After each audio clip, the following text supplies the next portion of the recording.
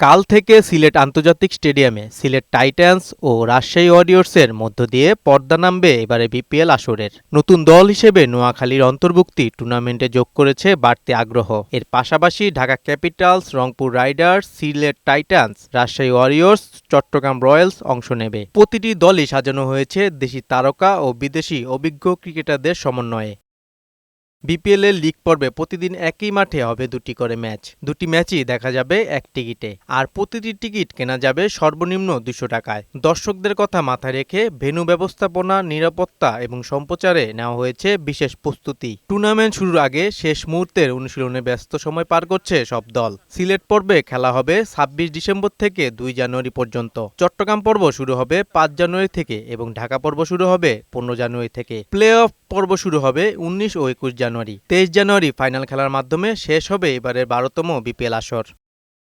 বাংলাদেশ দলের নিয়মিত মুখদের পাশাপাশি মাঠে দেখা যাবে আন্তর্জাতিক টি-20 তারকাদের। ব্যাট হাতে বিধ্বংসী ওপেনার, কারা তুলবে ট্রফি, কে হবে সেরা ব্যাটার কিংবা সেরা বোলারের সব প্রশ্নের উত্তর মিলবে মাঠের লড়াইয়ে। জয়ন্ত কুমার ঘোষ, বৈশাখী সংবাদ।